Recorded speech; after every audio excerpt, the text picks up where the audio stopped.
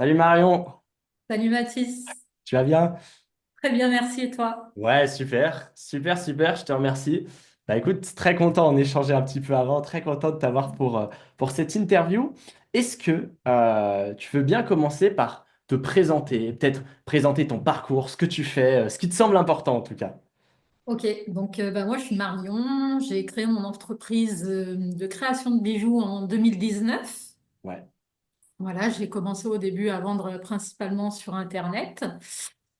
Et ensuite, j'ai fait un peu des marchés de Noël, des choses comme ça. Et j'avais envie de donner une dimension un peu plus importante à mon activité pour en faire mon activité principale. Et Et c'est ce qui m'a amené en gros à à nous connaître. participer au Ok. mentorat. Avant ton activité de bijoux, qu'est-ce que tu fais si tu veux en parler? Alors, j'ai fait beaucoup de choses. Ok. Moi, j'aime pas me lasser, Ouais, je comprends, je suis pareil. j'aime bien apprendre. Donc, j'ai fait plein de choses. J'ai travaillé dans le tourisme, dans le voyage. J'ai fait des enquêtes, j'ai fait de la comptabilité. Et tout ce que tu as fait, est-ce que c'était toujours en activité salariée ou est-ce qu'à un moment tu as été indépendante ou cette activité de bijoux, c'était ta première expérience entrepreneuriale? Non, alors moi, ça fait longtemps que je travaille plus dans le salariat. Ok. C'est un choix de vie. Ouais, que je comprends. Oui, je préfère m'enrichir moi que d'aller travailler pour un patron qui va profiter de mes capacités, de mes qualités et qui ne saura pas forcément les reconnaître. Je comprends. Donc tu lances ton entreprise et c'est quoi le déclic en 2019 pour lancer cette entreprise en particulier ou pour vendre des bijoux? Et ben en fait, j'ai eu ma troisième enfant en 2016. Voilà, donc j'ai fait le congé parental. Pendant le congé parental, j'ai commencé à créer, enfin je créais déjà à la base d'autres choses, mais là je me suis spécifiée dans le bijou. Hmm. Parce que j'avais déjà en tête le fait d'en faire une activité et faut penser à tout et notamment aux questions d'envoi quand on veut vendre en ligne. Moi, j'ai choisi le bijou cuir parce que déjà j'avais un attrait pour la matière et que en plus, au niveau livraison, c'est quelque chose qui ne coûte pas cher. Ok, trop bien. Voilà. Donc pour en revenir à ta question principale, voilà, congé parental, j'avais pas envie de courir. En plus, j'habitais dans un petit bled à la campagne. Donc si j'allais bosser, clairement, il fallait que je fasse une heure en voiture. Hmm. Voilà. J'avais trois enfants. Donc pouvoir profiter de tout ça et être indépendante, je trouvais que Cette activité était créer top. une entreprise, c'était ce qu'il y avait de mieux et ce qui me correspondait le mieux. Trop bien. Donc, tu lances ton activité. Comment ça se passe au début? J'imagine que tu fais face à des galères, des difficultés, peut-être des trucs qui se passent bien aussi. Qu'est-ce qui se passe en 2019 quand tu lances ta boîte? Alors au début, je l'ai fait vraiment à la cool, hein. Je me suis pas mis de pression. Voilà. Par contre, vu que moi je parle anglais couramment, une des choses que j'ai fait et qui m'a beaucoup aidé, c'est que du coup, j'ai fait une formation marketing, mais avec quelqu'un qui était basé aux États-Unis. Ok, trop bien. Voilà. Donc en fait, pas hésiter à se former dans les compétences qu'on n'a pas au Hmm. départ. Et dès le début, tu prends conscience de l'importance de te former parce que du coup, tu as quand même un passif d'entrepreneur. Est-ce que c'est quelque chose de nouveau? Est-ce que c'était quelque chose que tu avais déjà fait ou pas? Alors, moi, j'avais déjà travaillé dans le commerce, mais c'était plutôt dans des magasins, la vente Hmm. physique. Vendre en ligne, c'était autre chose.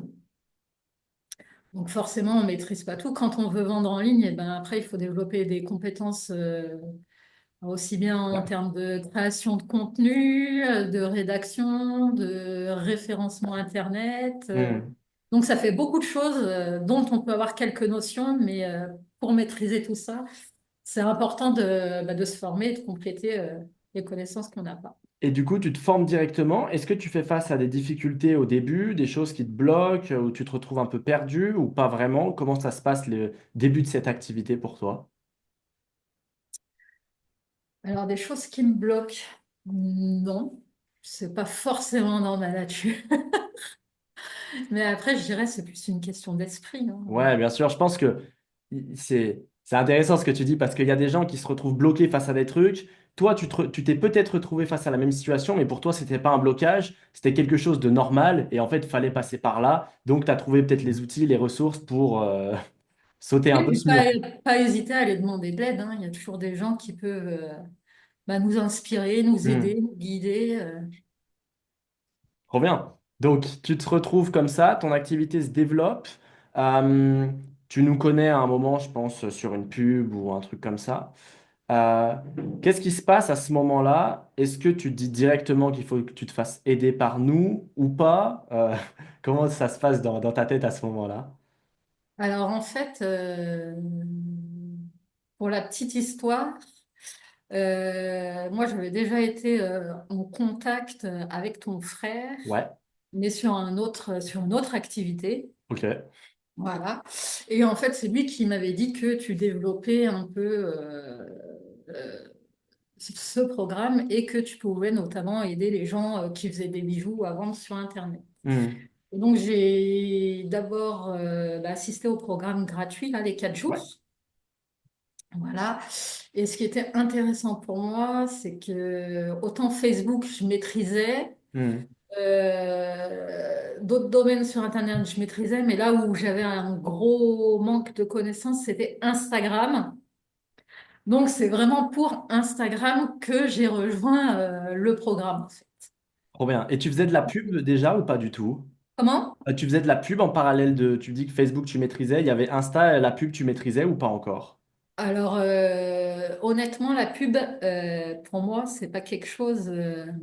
Que tu as envie de mettre en place. Pour le moment, en fait, c'est pas que je vais pas le mettre en place.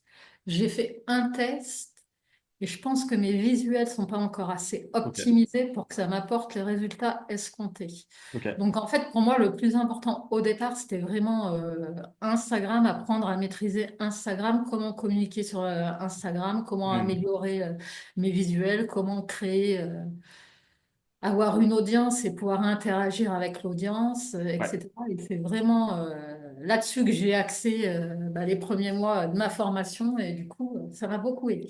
Trop bien.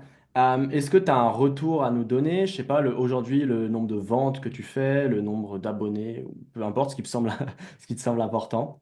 Alors, mes abonnés ont beaucoup augmenté Ouais, grâce à la formation. Un autre point, c'est qu'avant, je n'avais pas forcément d'interaction ou pas assez d'engagement sur mon compte.